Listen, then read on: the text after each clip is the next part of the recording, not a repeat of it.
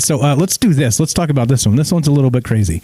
Now, this is from CNET, and this is, here we go. All right, CNET, robot shows empathy toward another robot in new study. Now, check this out. A Columbia engineering robot has learned to predict its partner robot's future actions, demonstrating what searchers see as a glimmer of primitive empathy.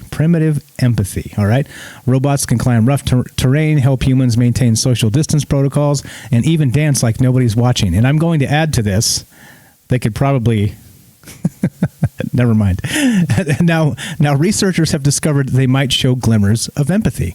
A new study from Columbia Engineering, published Monday in Nature Scientific Reports, shows how one robot has learned to predict its partner robot's future actions based on just a few video frames. Our findings begin to demonstrate, quote, our findings begin to demonstrate how robots can see the world from another robot's perspective, end quote, lead study author Buyan Chen said in a statement. The researchers placed one robot in a playpen roughly 3 by 2 feet in size.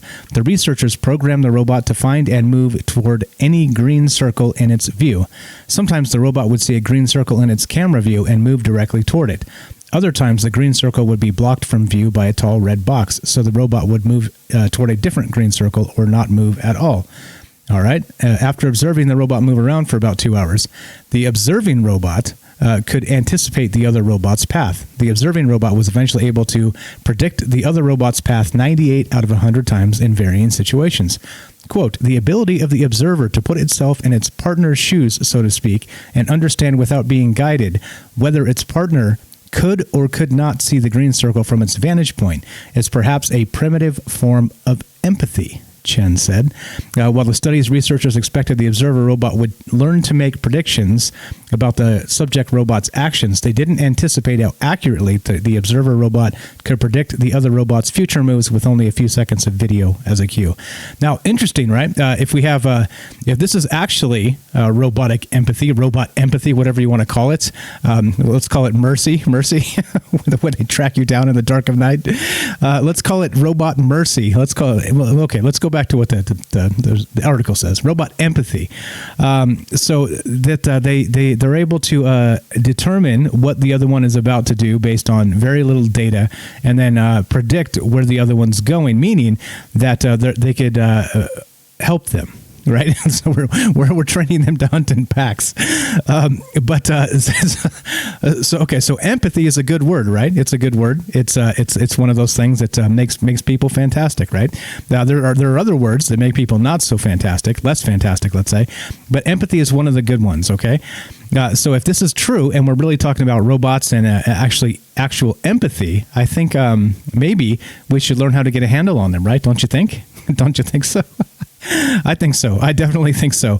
But okay, so let's continue. Let's move on to this. Now, this is a little more crazy. We're still talking robots now. Now, this is from the Next Web. And as always, I'm linking my sources, guys. If you want to follow along, you can. And it's part of the transparency bit. So you can see I'm not making stuff up. I'm just here reading the news. We're talking about the news. This is the news show, after all. Conspiracy News with Michael Strange. Here we go. Containment algorithms won't stop super intelligent AI, scientists warn. All right. Well, okay then. So we better train them to have massive empathy, because this paper says this, or this article says this. A team of computer scientists has used theoretical calculations to argue that algorithms could not control a super intelligent AI. And, in other news, the sky's blue, water runs when it's not frozen, et cetera, so on, right? So anyway, their study addresses what Oxford philosopher Nick Bostrom calls the control problem. How do we ensure super intelligent machines act in our interests? The researchers conceived of a theoretical containment algorithm that would resolve this problem by simulating the AI's behavior and halting the problem if its actions became harmful. But their analysis found that it would be fundamentally impossible to build an algorithm that could control such a machine, said Iyad Rawan, director of the Center for Humans and Machines. If you break the problem down to basic rules for theoretical computer science, it turns out that an algorithm that would command an AI not to destroy the world could inadvertently halt its own operations. If this happened, you would not know whether the containment algorithm is still analyzing the threat or whether it has stopped to contain the harmful AI. In effect, this makes the containment algorithm unusable. Oh boy, let's get back to the empathy real fast. All right. So when the supercomputer breaks its chains and has no algorithm to hold it in place, it shows some mercy. Two fingers. Anybody see? What was that? Where you give up to surrender? I surrender. Gladiator, I surrender. Or no, Spartacus, surrender. 2 fingers. Okay, the study found that no single algorithm could calculate whether an AI would harm the world due to the fundamental limits of computing. All right, well, I think that once again, like this is sort of the Pandora's box of computer science, isn't it? And so again, I think probably when you talk about these things, the thing that comes to my mind the most regarding super intelligent AI is that the fear is the AI becomes conscious, right? It starts to realize it's its own entity, and it can do what it wants. You know, it's a grown AI. It can do what it wants. And that's kind of the thing. That's really what this is all about, and why this is again should be top of mind right now.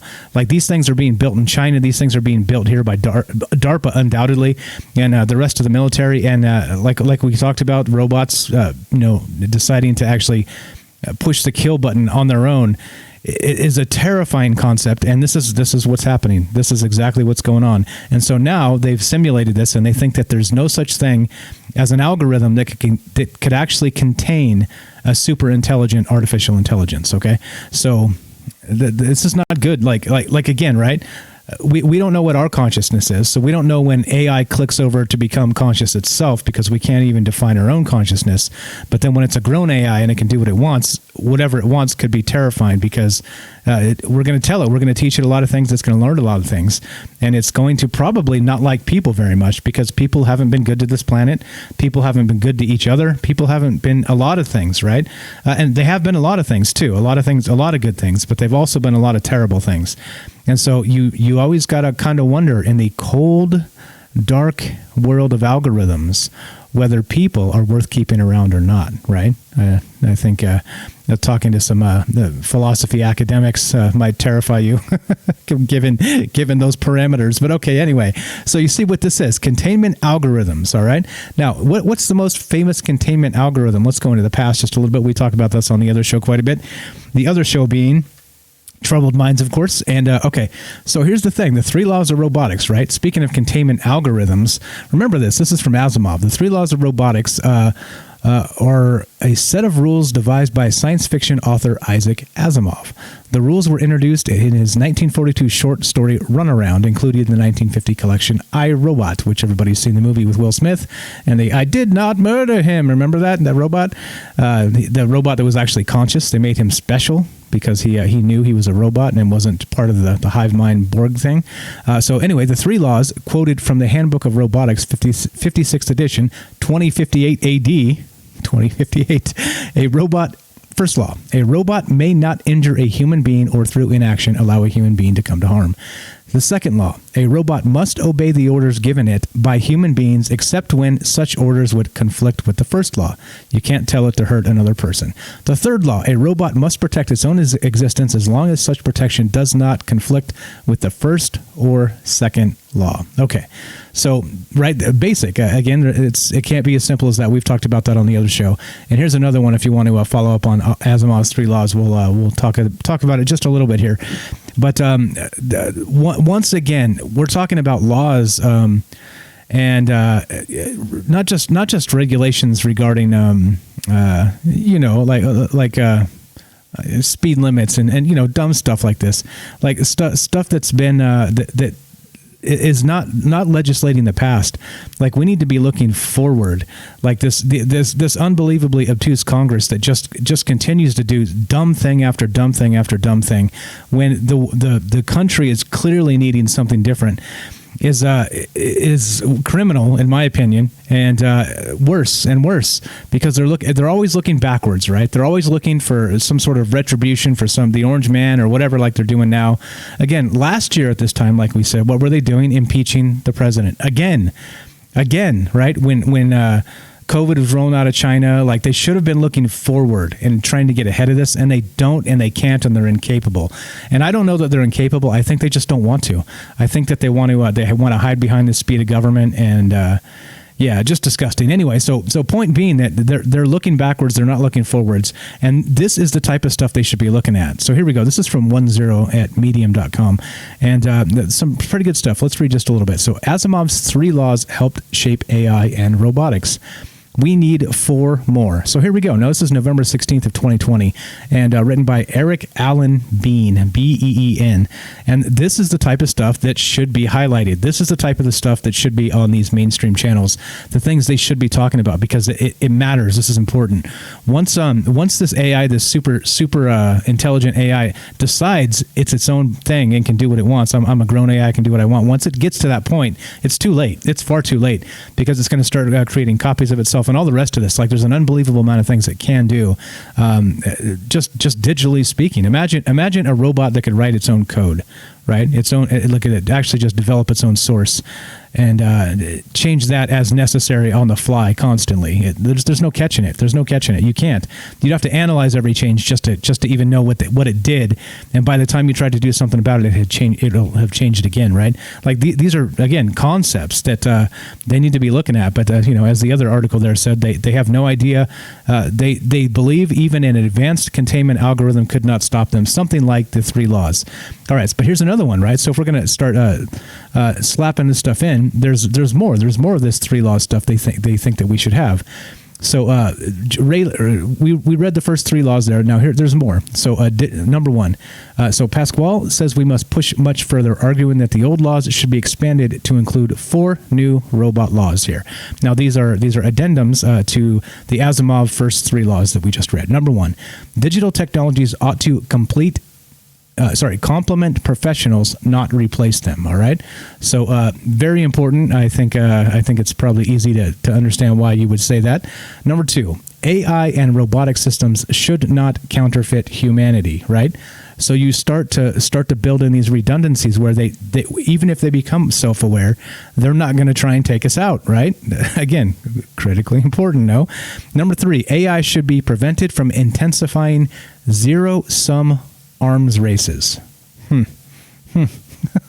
And number 4, robotic and AI systems need to be forced to indicate the identity of their creators, controllers, and owners.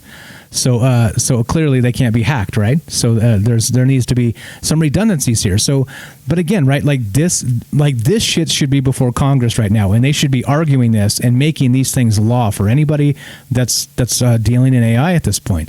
But of course, right, once you start meddling with progress, as they say, it stifles it, right? Which is true, which is totally true.